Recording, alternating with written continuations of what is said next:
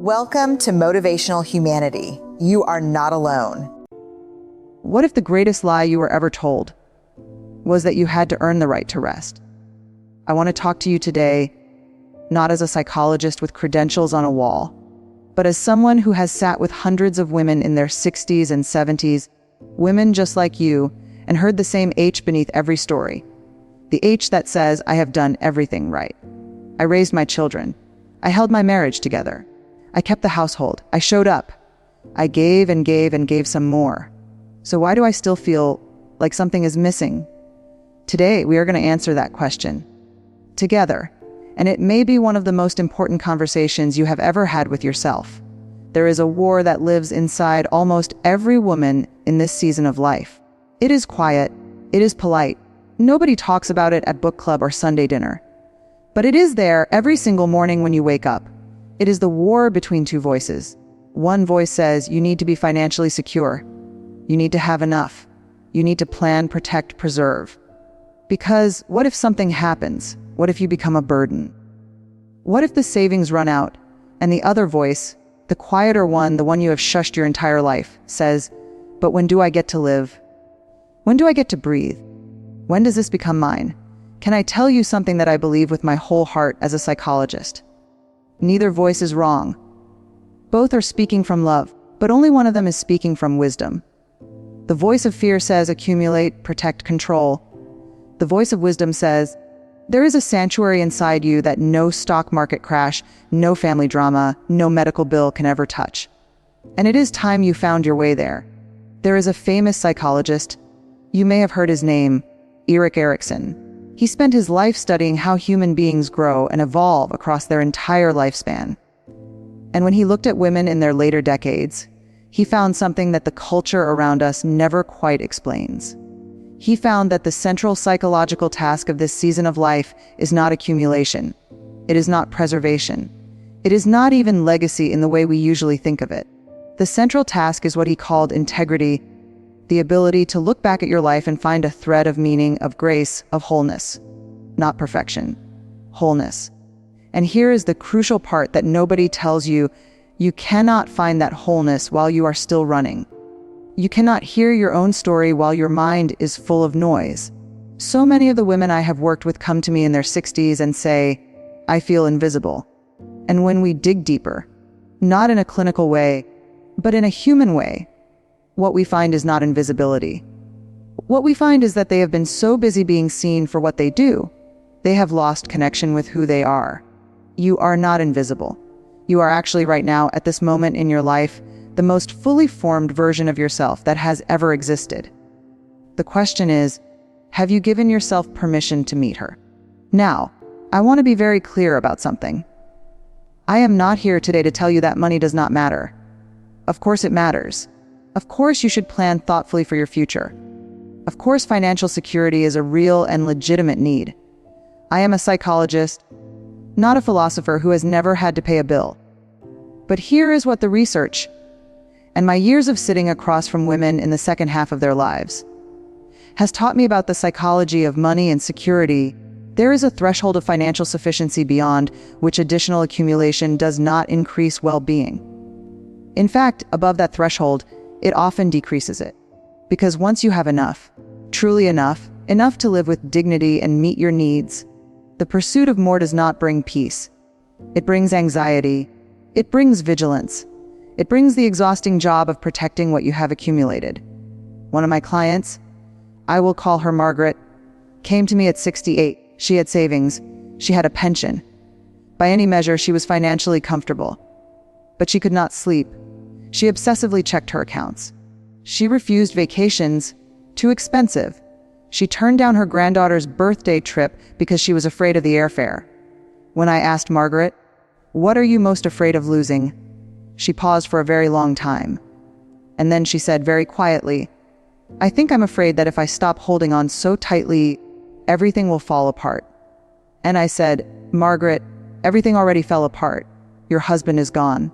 Your children are grown. Your body is changing. And you are still here, still standing. What does that tell you about your actual resilience? The tears that came after that question, they were not tears of grief. They were tears of recognition. of remembering what she was actually made of. You see, the material security trap is this: it convinces you that peace is something you can purchase or accumulate. But peace is not on the other side of a higher bank balance. Peace is a practice. Peace is a place you build inside yourself. And in this season of your life, more than any other, you have everything you need to begin that building. I want to dismantle something for you today, because I think the word inner peace has been so misused, so dressed up in wellness, culture packaging, that many women have given up on it as something real. They think inner peace means never feeling worried, never feeling angry, never feeling the sharp, real ache of loneliness or regret. But that is not inner peace. That is numbness. And you did not come this far in life to feel nothing. True inner peace, the kind that I want for you, the kind that is actually attainable, is something far more powerful than the absence of difficult feelings. Inner peace is the ability to experience the full range of human emotion without being destroyed by any of it. It is the capacity to feel grief without becoming grief, to feel worry without becoming worry, to feel loneliness without deciding that you are alone. And here is why this matters so specifically, so urgently. For women in your season of life, you are facing losses that are real and legitimate. Some of you have lost partners. Some of you have lost parents, siblings, friends. Some of you are watching your own bodies change in ways that are frightening and humbling. The culture around us has no good language for this. We talk about staying positive. We talk about keeping busy. We talk about staying young at heart, as though aging were a disease to be outsmarted rather than a river to be navigated with grace. But grace, true grace, is not about staying positive. It is about staying present. It is about allowing what is real to be real, while maintaining an unbreakable thread of connection to your own worth. That thread, I call it your sanctuary. It is the place in you that knows, I have survived everything that has come before. I am still here. I am still breathing. I am still beneath everything whole. And no stock market crash, no difficult family dynamic, no diagnosis, no empty nest, no lonely Sunday can take that from you. That is yours. That is the one thing that is entirely, irrevocably yours. If inner peace is a sanctuary, and I believe it is, then how do we build it? Not in theory. Not in a 7-step framework that feels designed for someone younger and less tired than you. But in the real, specific, sometimes messy geography of your actual life, right now, as it is. There are 5 pillars, and I want to walk you through each one, slowly, because you deserve slowness. Most of us carry an internal narrative that we constructed somewhere in our 30s or 40s. A story about who we are, what we deserve, what we are capable of. And that story was built under enormous pressure, raising families, building careers, surviving relationships, managing crises. That story was not written in peace. It was written in survival mode. And now, perhaps for the first time, you have the quiet to revise it. Ask yourself this, and let it settle. What would you believe about yourself if you had never had to earn anyone's approval? That question is not a small one. Sit with it, journal with it, bring it to prayer or meditation or your morning coffee. Because the answer, your true answer, is the foundation of your sanctuary, boundaries. That word makes a lot of women in your generation uncomfortable. You were raised, many of you, in a culture that taught you that a good woman says yes. A good mother says yes. A good wife, daughter, neighbor, friend says yes. And so, no has always felt like a small betrayal, a failure of character. But I want to offer you a different understanding of boundaries. Not as walls, but as the architecture of your inner sanctuary. A boundary is not about keeping people out. It is about defining where you end and where someone else's needs begin. It is about saying, I love you, and I cannot pour from an empty vessel. In this season of your life, you have earned every single wrinkle, every gray hair, every sleepless night you have already lived through has purchased for you the right to decide how your energy is spent. That is not selfishness. That is wisdom. And wisdom, beautifully, is the one thing that actually deepens with age. So much of the anxiety that women in your season of life carry, the financial anxiety, the health anxiety, the family anxiety, is at its core a grief about control. You spent decades being the person who held things together, who anticipated the problems, who made sure nothing fell through the cracks. And now things are changing in ways you cannot control. Bodies, relationships, the world itself. The psychological invitation of this season is to make a profound inner shift from managing your life to inhabiting it. From controlling the outcome to trusting the process. From holding everything tightly to holding it, as one wise woman once said to me, like water in open hands. Here is something that might surprise you. The Harvard study of adult development, one of the longest running studies of human happiness ever conducted, found that the single greatest predictor of well-being in later life is not wealth, not physical health, not even family structure. It is the quality of your close relationships, not the quantity, the quality. One genuine conversation, where you say something true and are truly heard, does more for your nervous system, your immune system, and your sense of meaning than any amount of financial security can replicate. So I want to ask you, who in your life do you talk to honestly? Who knows the real version of you? Not the managed, pulled-together version, but the version that has fears and regrets and wild, unexpected joys. If no name comes to mind quickly, that is the most important information you have received today. Not as a judgment, as an invitation. The fifth pillar is both the simplest and the one most consistently skipped. Presence. Not mindfulness as a productivity tool. Not meditation as another item on your to-do list. But genuine, open-hearted presence. The act of being here, in this body, in this moment, without wishing it were different. Presence is healing because it interrupts the loop. The loop that says I will be peaceful when I have more money. I will be happy when my health improves.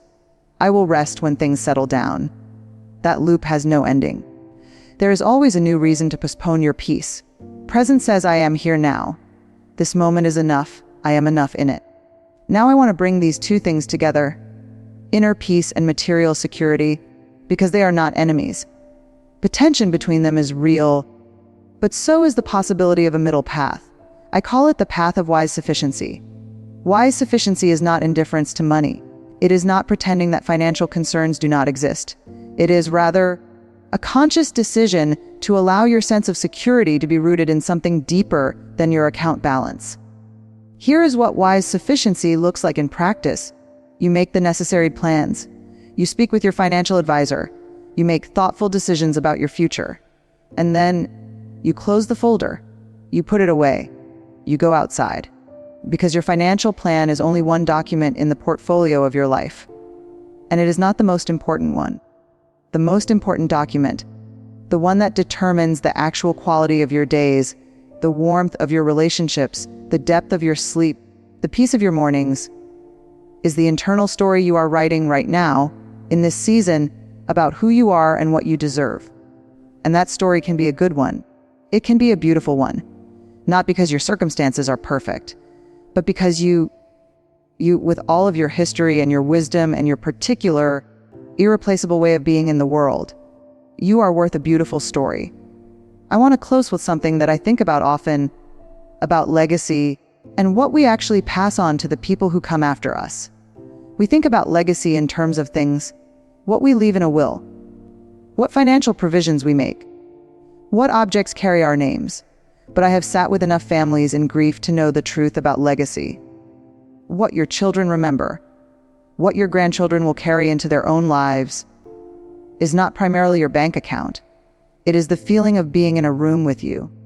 It is whether you seemed at peace, whether you laughed easily, whether there was a warmth in your home that felt like safety, whether the way you moved through the world told them, wordlessly, it is possible to age with grace.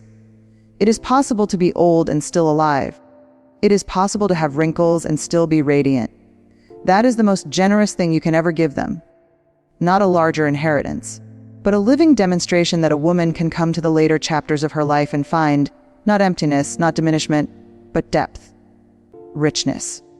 The particular freedom that only comes from having walked through enough of life to no longer be afraid of it. You are not running out of time.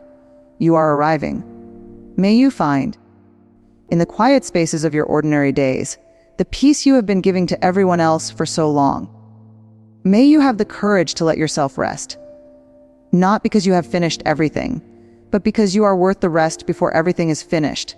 May you know, deep in the place that words cannot quite reach, that you are not less than you were. You are the fullness of everything you have ever loved and lost and survived. And may the years that remain to you be rich, not with things, but with presence. Not with noise, but with depth. Not with everything you still need to do, but with the grace of knowing you have already done enough. You are enough.